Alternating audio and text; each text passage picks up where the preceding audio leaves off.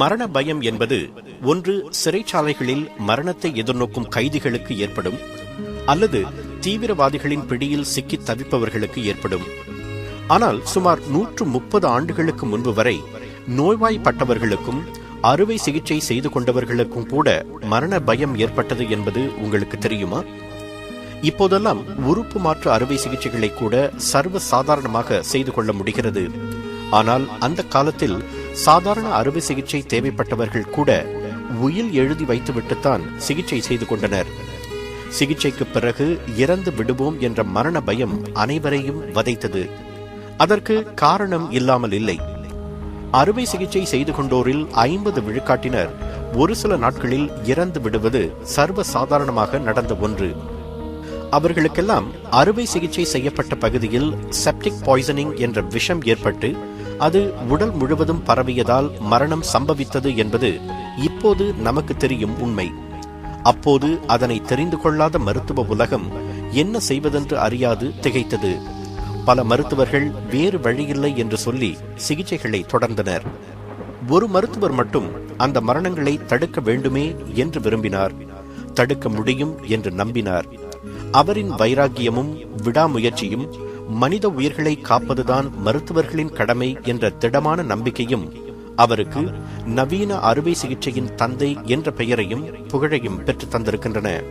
அவரது பெயர் Joseph Lister. இங்கிலாந்தின் எசெக்ஸ் மாநிலத்தில் 1827 ஆண்டு ஏப்ரல் மாதம் 5ஆம் தேதி பிறந்தார் ஜோசப் லிஸ்டர்.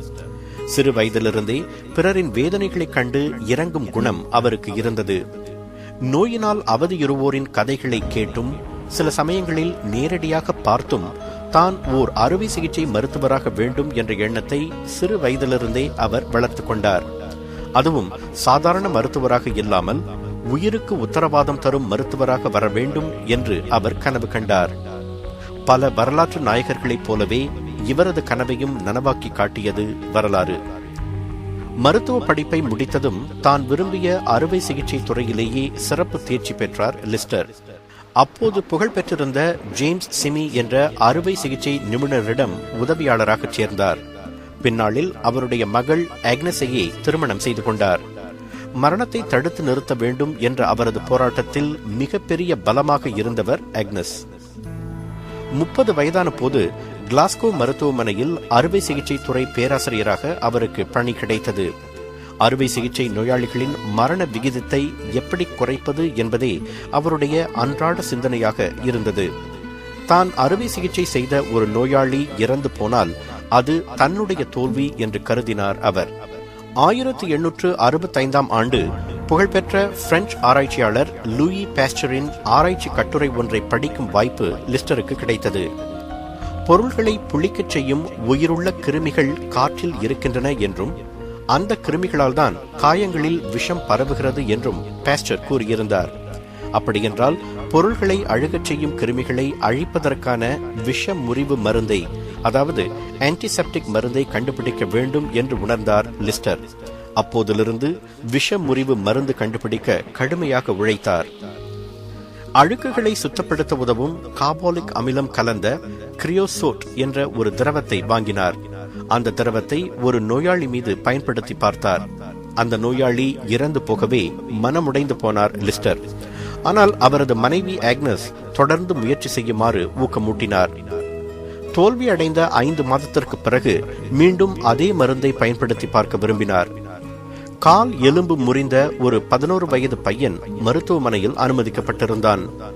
கணவனை இழந்த தன் தாய்க்கும் மற்ற பிள்ளைகளுக்கும் தான் சோறு போட வேண்டும் என்பதால் தன்னை எப்படியாவது காப்பாற்றி விடுமாறு லிஸ்டரிடம் முறையிட்டான் அந்த பையன். கார்பாலிக் அமிலத்தில் நனைத்த துணியை கொண்டு காயத்தில் கட்டுப்போட்டார் லிஸ்டர். 4வது நாள் கட்டை பிரித்து பார்த்தபோது அவர் வியந்து போனார். காயம் சீழ் பிடிக்கவில்லை, மாறாக குணமடைய தொடங்கி இருந்தது. மகிழ்ந்து போனார் லிஸ்டர். ரணங்கள் அழுகி விஷமடைவதை தடுக்க முடியும் என்று அவர் நிரூபித்து காட்டியதை ஏனோ மருத்துவ உலகம் ஆர்வமின்றி வரவேற்றது. ஆனால் பாராட்டையெல்லாம் எதிர்பார்க்காத அவர் நோயாளிகளின் உயிரை காக்க தன் ஆராய்ச்சிகளையும் மருத்துவமனையில் மாற்றங்களையும் தொடர்ந்தார். அறுவை சிகிச்சை அறையிலும் வார்டிலும் காபாலிக் அமிலத்தை பயன்படுத்தி காற்றை தூய்மைப்படுத்தினார். மருத்துவ கருவிகள் கிருமி நீக்கம் செய்யப்பட வேண்டும் என்று வலியுறுத்தினார். அவரது கட்டுப்பாட்டில் இருந்த வார்டில் மரண விகிதம் குறைய தொடங்கியது. அப்போது கூட மருத்துவ உலகம் அவரை பாராட்டாமல் கேலி செய்தது. ஆனால் அவரால் உயிர் பிழைத்தவர்கள் அவரை தெய்வம் என போற்றினர். சில ஆண்டுகளுக்கு பிறகு லண்டனின் கிங்ஸ் காலேஜில் பேராசிரியராக சேர்ந்தார் அவர். அங்கும் மாணவர்கள் அவரை கேலி செய்வது நிற்கவில்லை. அவரை பார்க்கும் போதெல்லாம் கிருமி வருகிறது என்று நகைத்தனர். மருத்துவ சஞ்சிகைகள் சில அவரை பொய்யர் என்றன. ஆனால் சாதனையாளர்கள் மனம் தளர்ந்ததாக வரலாறு இல்லையே. 1877 ஆண்டு மிக மோசமான நிலையில் இருந்த ஒரு நோயாளிக்கு அறுவை சிகிச்சை செய்ய அப்போதைய புகழ்பெற்ற மருத்துவர் ஜான் வுட் மறுத்துவிட்டார். லிஸ்டரின் முறைகளை கேலி செய்தவர்களில் அவரும் ஒருவர். அவர் செய்ய மறுத்த அறுவை சிகிச்சையை தான் செய்வதாக கூறி வெற்றிகரமாக அதனை செய்தும் காட்டினார் லிஸ்டர். அதிலிருந்து மனம் மாறினார் ஜான் வுட். அடுத்த 5 ஆண்டுகளில் அந்த இரு மருத்துவர்களும் இணைந்து பல அறுவை சிகிச்சைகளை வெற்றிகரமாக நடத்தி காட்டினர். அவரது சிகிச்சை முறையை உலகம் ஏற்றுக்கொண்ட பிறகு 30 ஆண்டுகள் வரை உயிர் வாழ்ந்தார் லிஸ்டர்.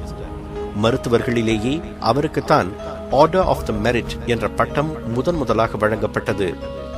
உலக நோயாளிகளுக்கு மரண பயத்தை போக்கிய ஜோசப் லிஸ்டர் 1912 ஆண்டு பிப்ரவரி 10 தனது 85வது வயதில் காலமானார்.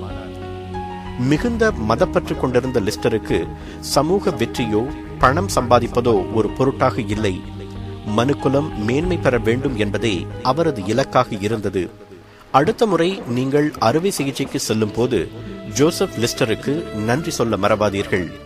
உங்கள் உயிருக்கு உத்தரவாதம் தர அவருக்கு உதவிய பண்புகள் உயரிய சிந்தனை, தோல்விகளை கண்டு துவளாத மனோதிடம், தன் இலக்கை அடைய இறுதி வரை போராடும் தைரியம். அந்த பண்புகளை நாம் வளர்த்துக் கொண்டால் நமக்கும் அந்த வானம் நிச்சயம் வசப்படும். வானம் வசப்படுமே. 96.8 பரவசம்.